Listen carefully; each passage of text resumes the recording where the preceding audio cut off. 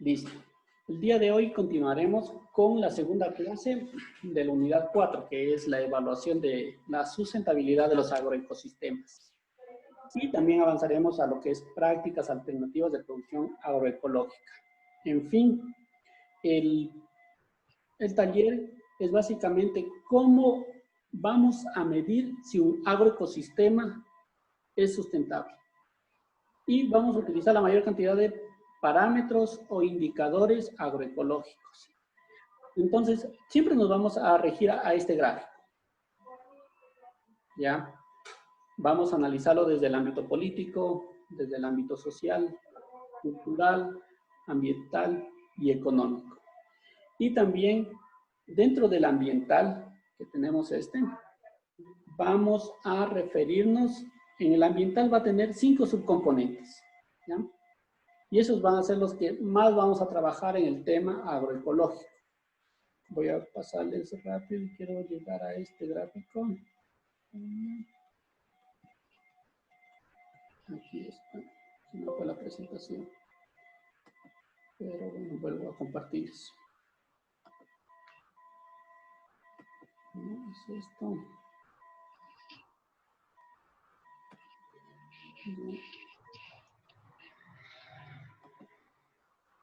No fue la presentación, pero bueno.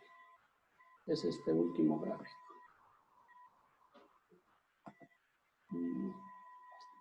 La verdad se me perdió.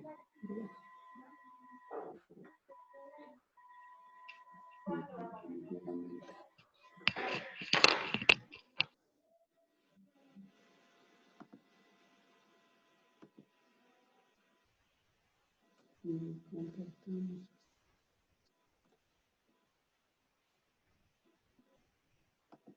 Compartir de aquí nuevamente.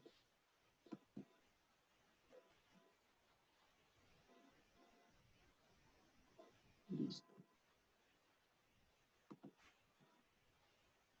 Ya. La clase anterior nos quedamos en uno de los componentes o dimensiones, que es el ambiental, ecológico o agroecológico. Básicamente es la parte más técnica del curso. Hablamos más o menos las razones, algo de conceptos de agroecología, que siempre los estamos abordando de una u otra forma. Pero nos vamos a centrar en los principales subsistemas del sistema agroforestal, del sistema agroecológico. Ya, ¿qué vamos a medir en una finca?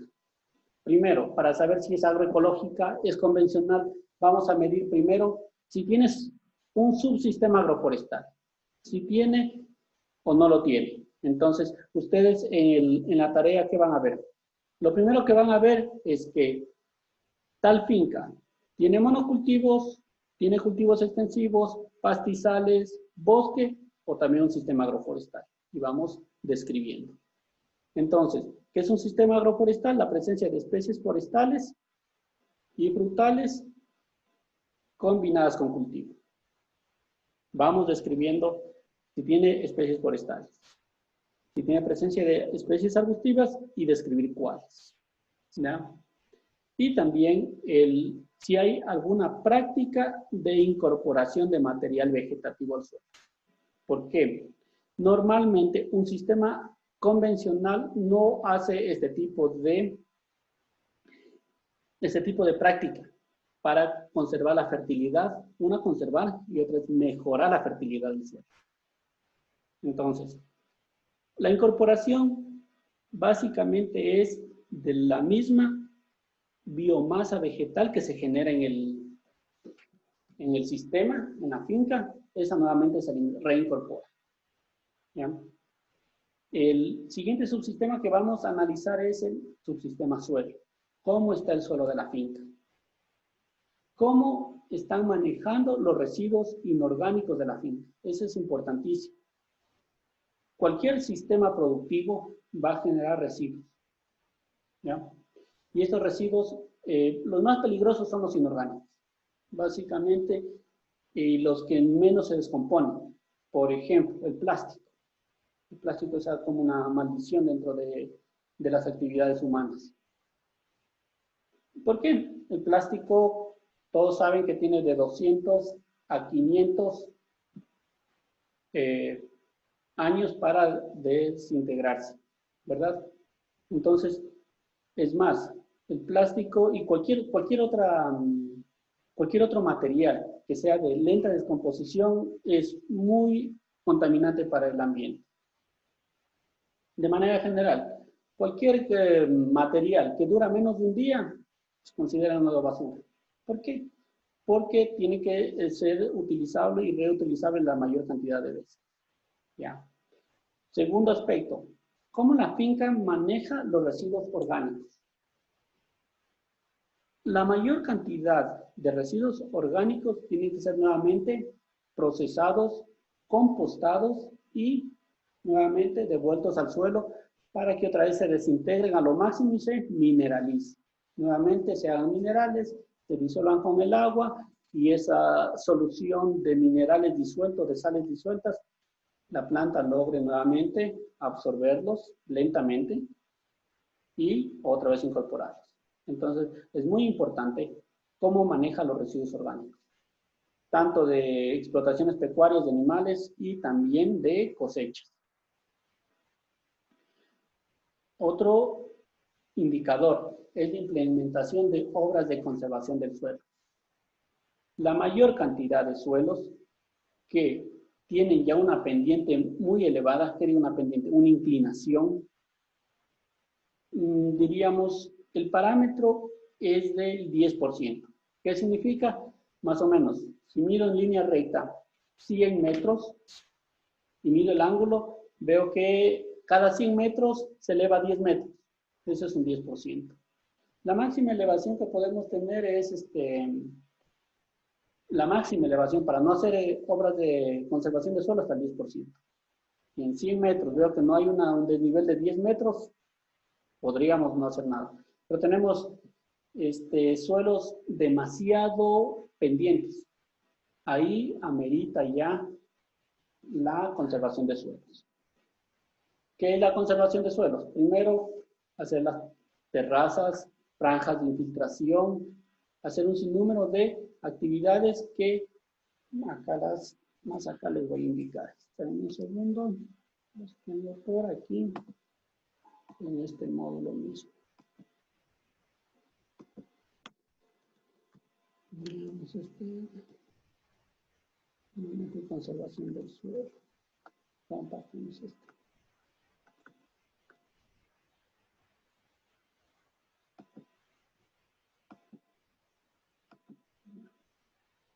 Aquí tenemos unos materiales que hicimos bastante gráficos de cómo se hace la conservación del suelo. Bueno, estos documentos pertenecen al Ministerio de Agricultura, que se los hizo en coordinación con el Programa Mundial de Alimentos, y el que nos financió fue la cooperación coreana, COICA.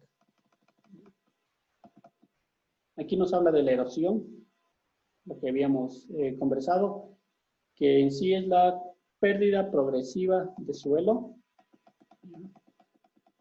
y nos da un sinnúmero de tipos de erosión. ¿Ya? La erosión hídrica, laminar sobre la capa laminar del suelo, la superficial, por surcos, por cárcavas. Cárcavas es unos surcos más grandes, donde puede dar a una persona. Erosión eólica, que es producida por el viento. Erosión geológica, es la llamado deslaves. Tenemos erosión antrópica, o sea, la causada por el hombre. La más. Entonces aquí teníamos un sinnúmero de prácticas. Aquí tenemos prácticas. Listo. Eso era lo que les estaba explicando. Por ejemplo, este es un desnivel, ¿no es cierto? Este es un suelo inclinado. Si en esta línea recta tenemos 100 metros y aquí tenemos 10 metros de desnivel, significa que por cada 100 hay 10, ¿verdad? Esto lo sabemos hacer normalmente en prácticas de campo. Y esta inclinación es el 10%. Pero supongamos que en este lado tengamos medimos 100 metros rectos y tenemos que la inclinación va más acá abajo, que el suelo está más inclinado, que el suelo viene por acá abajo. Tenemos un 20 metros de inclinación de desnivel desde este punto de acá hasta el punto de acá. Tenemos una inclinación más grande, el 20%, ahí amerita prácticas de conservación de suelo. Normalmente tenemos este tipo de prácticas, ¿sí ven? La mayor cantidad, ¿cómo se retiene suelo? Aterrazamientos. Es una práctica bastante costosa por el tema de mano de obra y también porque todas estas tienen que estar al nivel. O sea, no es que una sea más alta que la otra. Este punto tiene que estar a la misma altura que este otro punto y así mismo. ¿Por qué?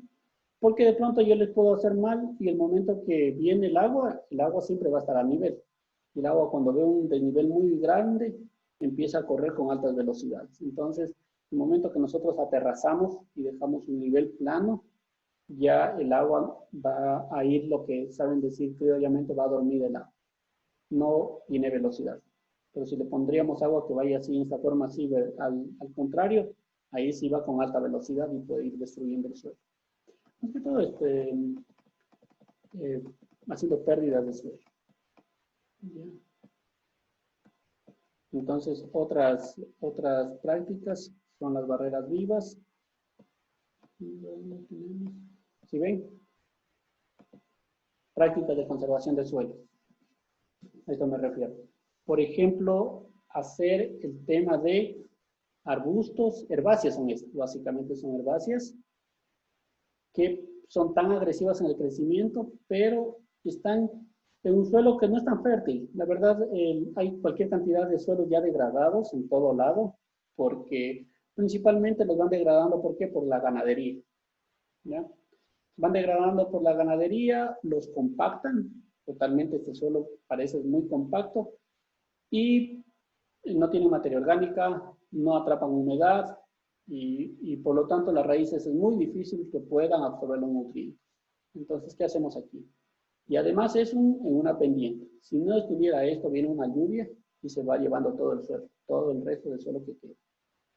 Entonces, con esto, ¿qué hacemos? Estos van como curvas de nivel y van sosteniendo suelo. Van sosteniendo suelo para que no se erosione. Y en el centro podemos poner cualquier tipo de cultivo. Además, dependiendo del uso, que esto depende de la creatividad de quién y del sector que vayan a implementarlo. Por ejemplo, en estos sectores, esta la utilizan ¿para qué? Se lo utiliza para forraje, o este caso es una hierba luisa, también es para una planta aromática medicinal, que también es para comercializar, básicamente para estas bolsitas de aromáticas. Y también en algunos casos se coloca plantas que se las poda y se las incorpora al suelo para que generen materia orgánica. Eso. Entonces, estas son prácticas de conservación de suelo. La primera, si vieron que era terraza, la segunda era barreras vivas, y aquí, solamente aquí vamos viendo cómo le van incorporando al suelo. Y lo que decíamos, se le puede incorporar dependiendo de la especie. Un rato se están dando el lujo de poner hierba luisa ahí, ya depende de la cantidad de plantas que tenga. Eso básicamente se refiere a lo que es práctica de conservación de suelo. Continuamos con nuestro módulo. ¿Dónde estábamos aquí?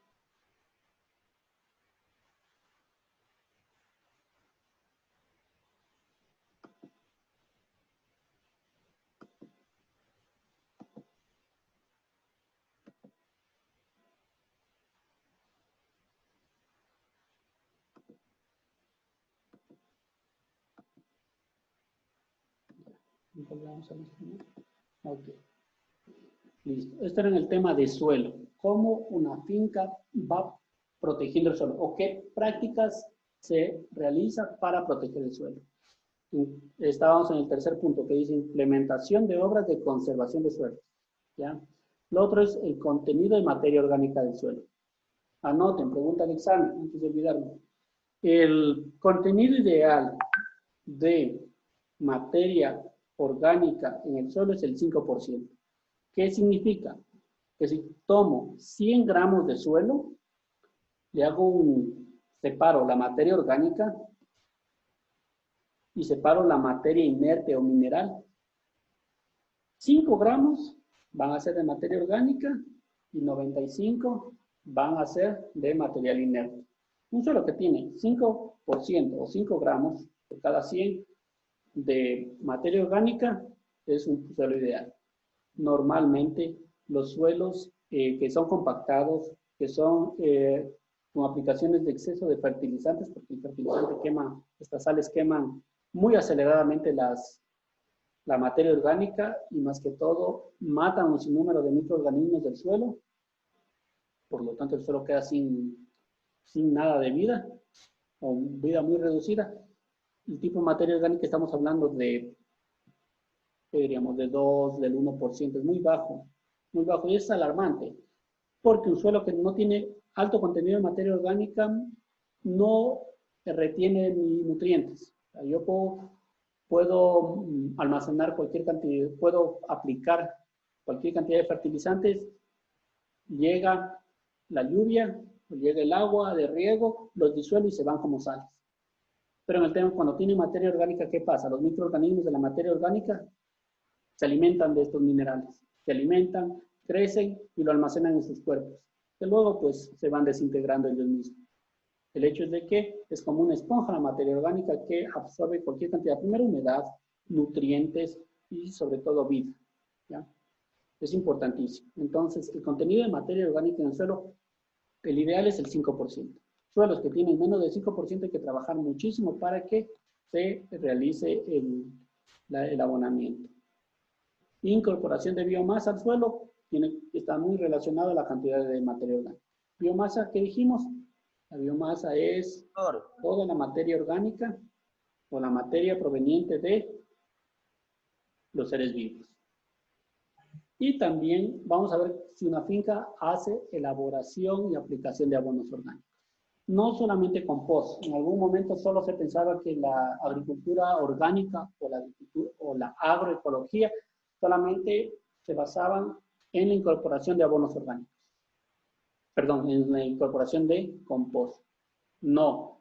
También hay un sinnúmero de formas de ir incorporando materia orgánica al suelo o abono orgánico. Como les dije, de pronto cuando son estos residuos de cosecha anterior que se los incorpora nuevamente al suelo, la poda de hojas, ramas y raíces de los árboles y arbustos, y también de malezas, también cuando se hace control de malezas, también toda esa hojarasca o ese material verde se lo pone a compostaje, y también pues los compost. Y el otro que era también es el mulch, este tipo de hojarasca que poníamos en medio de los cultivos para que no crezca maleza. Tiene un sinnúmero de ventajas. Y sí, dar nutrientes a la planta y proteger el suelo, básicamente. Entonces, en la dimensión ambiental ecológica ya vamos viendo dos subsistemas, ¿verdad? La finca debe tener un sistema agroforestal. Si no lo tiene, no hay problema. Es lo que había visto en algunos temas de autoinstruccional que decían, quiero saber si es que puedo hacer un plan de mejoramiento o transición de convencional a finca agroecológica. Entonces, ahí está la respuesta. Tienen que tener un sistema agroforestal, un tema de manejo y conservación del suelo. El sistema suelo tiene que haber un sinnúmero de prácticas. Continuamos con las siguientes que son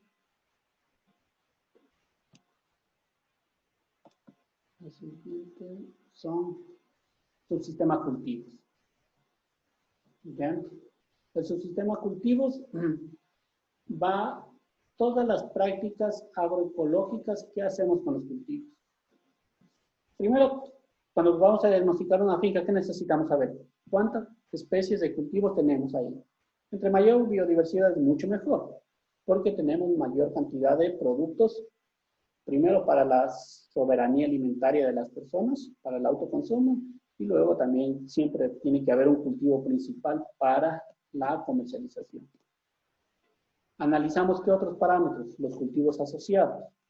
Los cultivos asociados que Recuerdan que la semana pasada en la unidad íbamos viendo cómo vamos asociando, si es por raíz, cultivos de raíz, cultivos de hoja, cultivos de fruto, o también vamos viendo por familias de plantas, leguminosas, cruciferáceas, cucurbitáceas, melastomatáceas, todo, o sea, dependiendo a su clasificación taxonómica.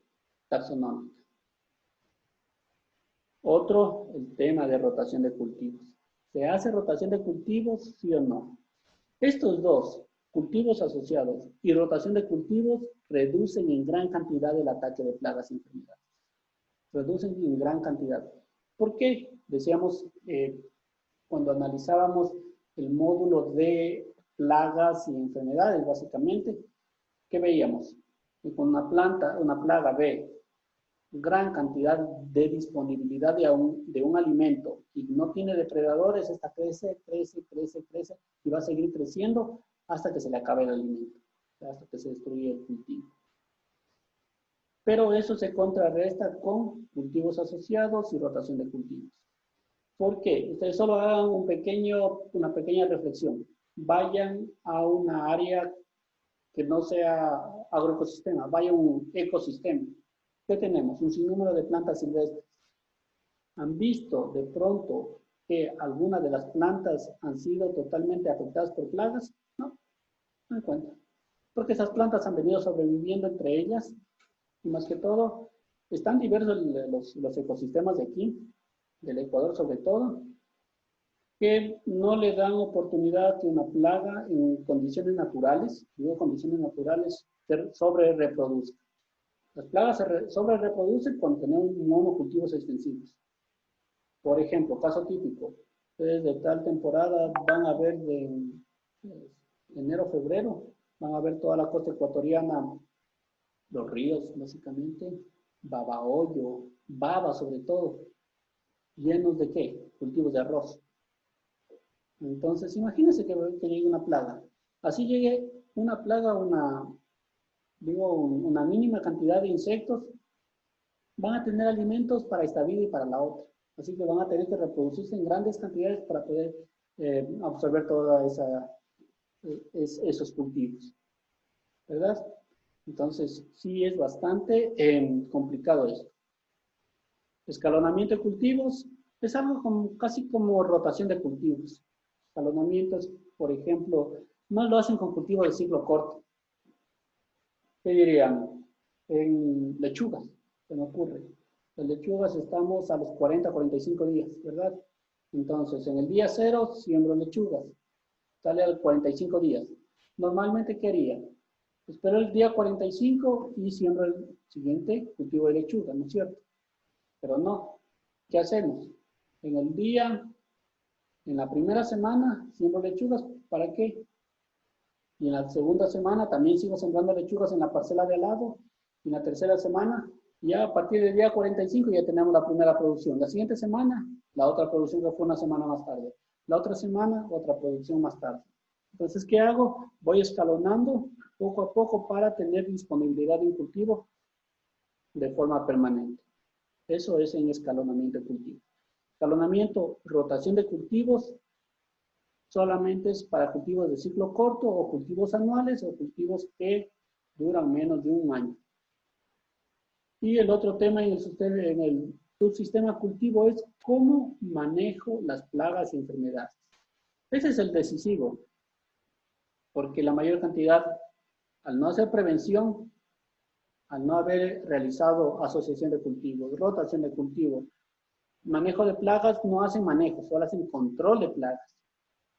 ¿Cuál era el manejo? El manejo va desde que sembramos la planta, desde que escogemos la planta, desde que insertamos con qué cultivo lo vamos a asociar y luego qué cultivo vamos a rotar. Desde ahí empiezo, usando variedades resistentes, nutriéndolas bien, regándolas bien, podándoles bien, deshiervándoles bien, todo eso. Eso es un manejo integrado, ¿verdad? Pero lo que normalmente hacemos es control. Ya cuando hicimos todo mal, al último, cuando tenemos una planta débil y totalmente ya enferma, queremos revivir la planta, cuando ya no se puede. Normalmente ustedes van a ver en fitopatología o en entomología, que es de plagas, y fitopatología de enfermedades, van a ver los momentos oportunos para ya prevenir el ataque de plagas. Lo que les decía la clase pasada. Por ejemplo, en la mosca de la fruta, la mayor cantidad de personas que quieren atacar ya cuando el insecto estuvo adentro, ¿verdad? Cuando el insecto estuvo dentro de la naranja, dentro del limón, dentro del mango, ahí quiere. O sea, no, eso ya es un tema de control. El tema oportuno fue de pronto haber aplicado algún insecticida orgánico, un insecticida agroecológico, el momento que la planta estaba floreciendo, porque ahí es el tiempo oportuno cuando el insecto está recién colocando sus pequeños huevos en el fruto que recién empieza a cuajar. Ahí es el sitio oportuno. Asimismo, cuando son sandías, cuando son melones, cuando son calabazas, ¿se han dado cuenta? ¿Se han dado cuenta que tenemos ahí insectos polinizadores en las flores, ¿verdad? Y también tenemos insectos plagas que también están inyectando sus huevitos en el nuevo fruto. En ese momento, ahí tiene que aplicarse todo, porque ahí lo que hacemos un control efectivo. Y ahí siempre vamos a aplicar menor cantidad. El rato que ya tenemos el fruto grande, un fruto de 2, 4, 5 kilogramos, y que imagínense aplicar un insecticida que tenga que penetrar unos 10 centímetros para llegar al corazón del fruto. O sea, ya es algo demasiado ilógico. Digo, es algo demasiado ilógico, pero en la realidad existe, porque hay insecticidas tan fuertes que logran penetrar en la circulación del fruto, se les pone en la corteza y logran penetrarse a todo el fruto. Imagínense que normalmente consumimos ese tipo de frutos, llenos de un sinnúmero de pesticidas. Y sobre todo, los pesticidas, ¿se acuerdan cuando hicimos la consulta de pesticidas? Hay algunos pesticidas que todavía de manera, o sea, un poco clandestino, también se comercializan. Y así no sean esos.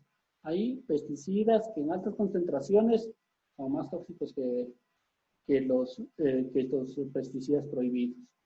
Entonces, otro parámetro que vamos a analizar en la finca que van a poner de ejemplo es, esta finca, ¿cómo maneja las plagas?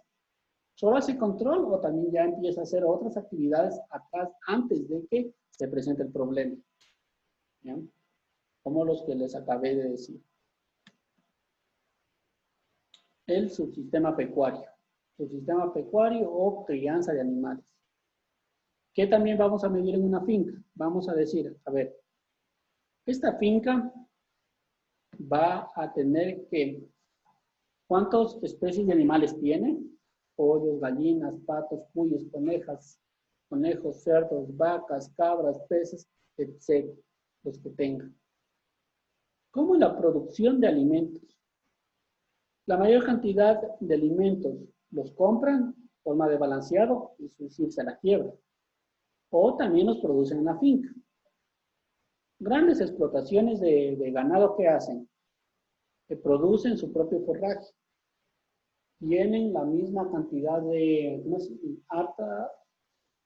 bastante cantidad de plantaciones de forraje.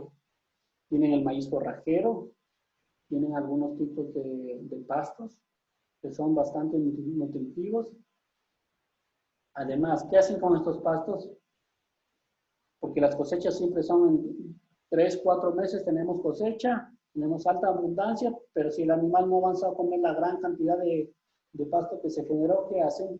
También hay este tema de ensilaje y también hay este tema de enificación, o hacer estos bloques de heno que son para las temporadas de menos producción de forraje.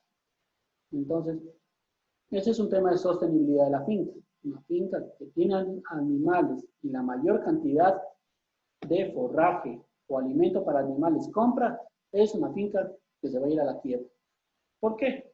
Porque lo ideal es que produzcan el forraje, la mayor cantidad en la finca. ¿Ya? Lo otro es el manejo sanitario de las especies animales. Hay todo todo este paquete que me imagino que están tratándolo con el compañero William de Zootecnia. Él les está indicando cuáles son los tratamientos, el tipo de manejo e insumos y medicamentos más adecuados para los animales, ¿verdad? Ahí sí, el único inconveniente que se sabe tener es un abuso o exceso de antibióticos. Eso también es bastante complicado. Siguiente, el manejo nutricional de las especies. ¿Cómo alimentamos las especies? ¿Ya? Se las hace con una buena calidad de agua, una buena calidad de sales minerales, que por supuesto necesitan gran cantidad, una buena cantidad de vitaminas y todos estos aditivos para que mejoren el bienestar y el rendimiento ya sea de carne, leche o huevos, dependiendo del destino que tengamos para cada uno de estas especies. Lo más importante, el manejo de residuos y descargas líquidas. Esto sí, tiene que ser en una finca, tiene que ser bastante puesto en atención. ¿Por qué? El manejo de residuos, especialmente las heces y todo el residuo sólido que sale del ganado, que tiene alto contenido de nitrógeno. Es tan alto, si se han dado cuenta del olor tan fuerte que tiene, es el nitrógeno, amonio, amoníaco, metano, todos estos, y también estos nitratos que son bastante volátiles. Eso, la mayor cantidad son compuestos nitrogenados. Por eso, cuando hacemos un abono con residuos sólidos de ganado, ¿qué tenemos? Abonos con alto contenido de nitrógeno. Y el nitrógeno es excelente, ¿para qué? ¿Para qué era el nitrógeno? Para enverdecer las hojas. La mayor cantidad de hojas verdes a las plantas.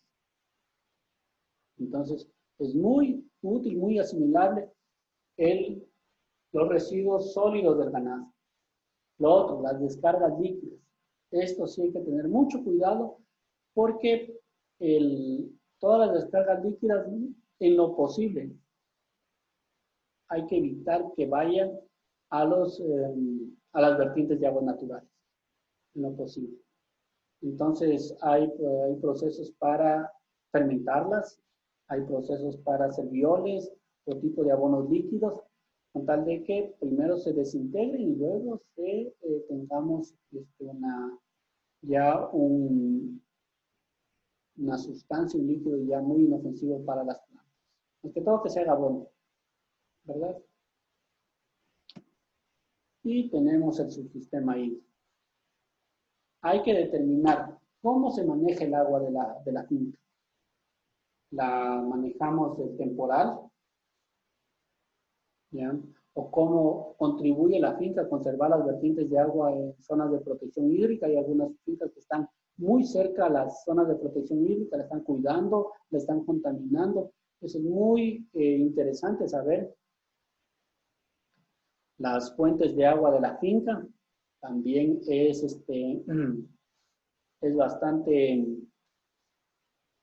interesante e importante ver de dónde estamos trayendo el agua, sistemas de riego, canales de riego, si la finca posee un sistema de riego y cómo está utilizando esta agua.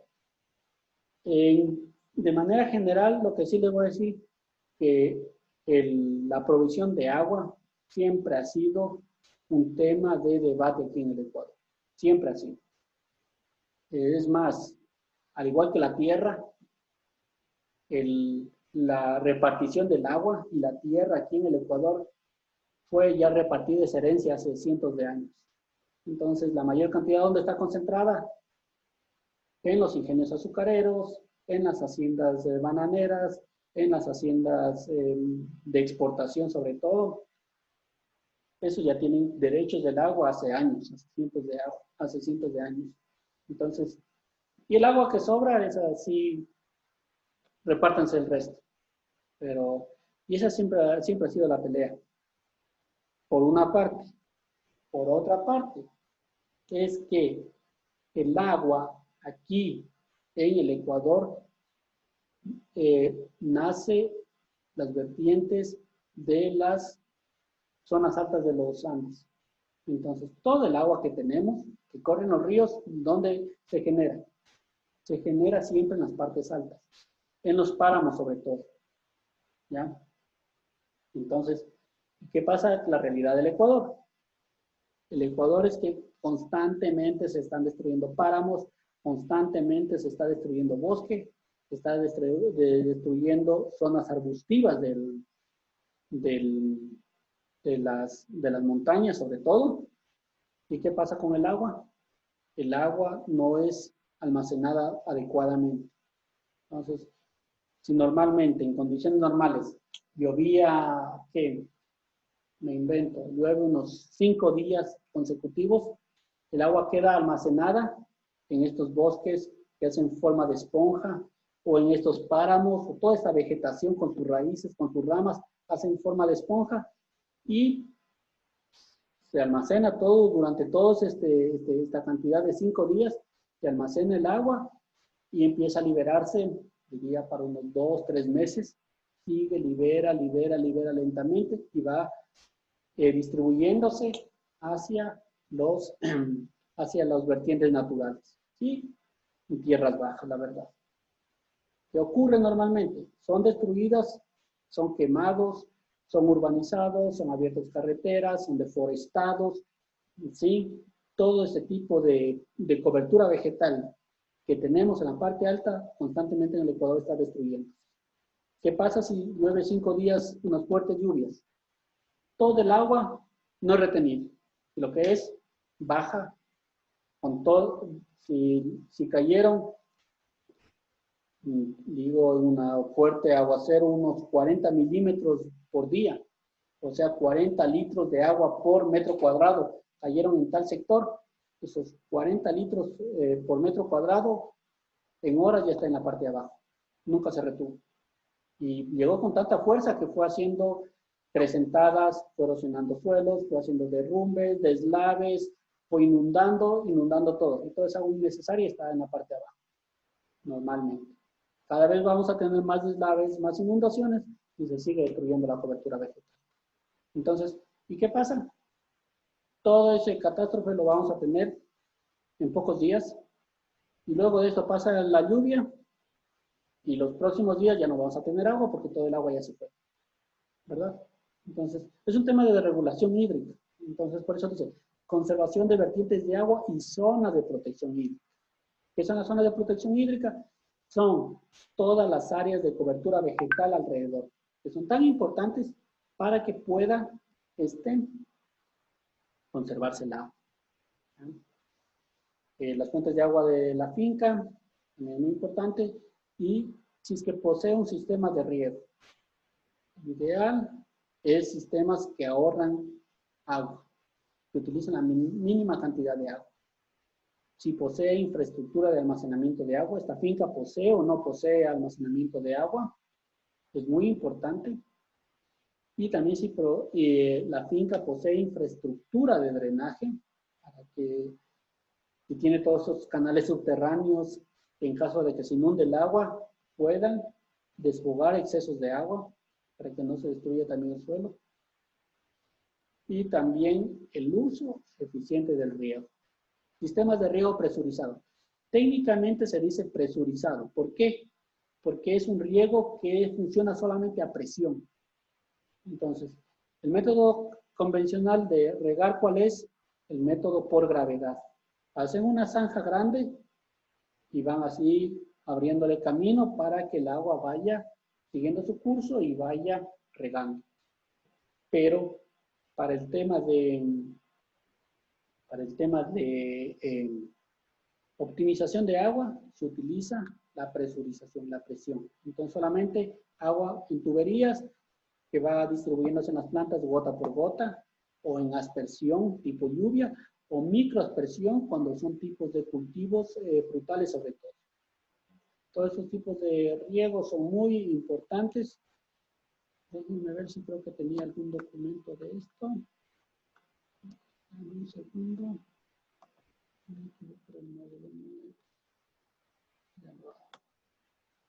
Entonces ahí les voy a ver riego parcelario. Aquí lo tengo. Y compartamos acá. Riego parcelario.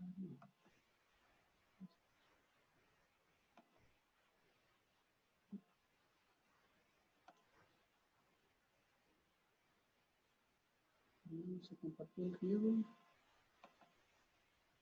Sí están viendo el riego parcelario, ¿no es cierto?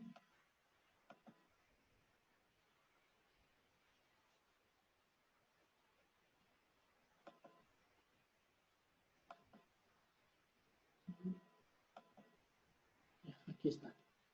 Entonces, el riego parcelario.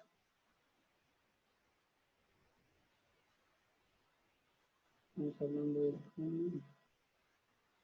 Vamos a ver los tipos de riego normalmente. Entonces, aquí tenemos que sistemas de riego presurizado. ¿Qué hacen? Es una optimización del agua. Nosotros de pronto, el hecho de que tenemos exceso de agua nos ha hecho que nos descuidemos de conservarla y de usarla bien. Pero, por ejemplo, toda la tecnología de riego que llega al país, ¿de dónde es? De Israel. Israel, ¿qué es lo que menos tiene? Lo que menos tiene es agua. Zonas desérticas. Pero ellos hacen optimización del agua. Cada gota ellos cuentan. Entonces van a ver, ven toda la infraestructura de riego, canales principales y todos los diseños que han hecho. Esto es una plantación de frijol, parece, ¿sí? Ah, no, esto es una cucurbitácea de frijol. Esos son sistemas ¿cómo es? De riego. Entonces, ¿qué otras afectaciones hace cuando hacemos mal riego? Primero, la erosión. Otro tema es la salinidad. Se acumula cuando regamos muy poco, se desalinizan. Otra es mala germinación de semillas, baja productividad y por lo tanto bajos ingresos económicos, baja calidad de producto. ¿Ya? Aquí tenemos los impactos. Mal uso de riego. Este es un tema de salinización. Si se dan cuenta, van viendo unas manchas blancas sobre el suelo. Se dan cuenta que las sales empiezan a hacer como espuma y van quedando costras de sal encima. Bien. Tema de erosión. Y todo esto cómo se va yendo el suelo. Es bastante grave. Tipos de riego, el riego por gravedad y el riego por aspersión o presurizado. Riego por goteo. Aquí tenemos estos optimización de tipos de riego. Que son riegos por aspersión.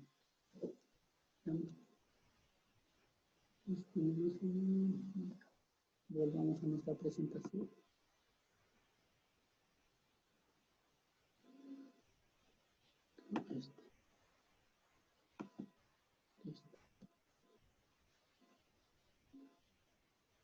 Esto era de lo que les quería comentar. Listo, esto otro ya dejémoslo para la próxima clase. Muy poco, la verdad. Ya. Abro un espacio para preguntas del módulo, preguntas de lo que hemos tratado.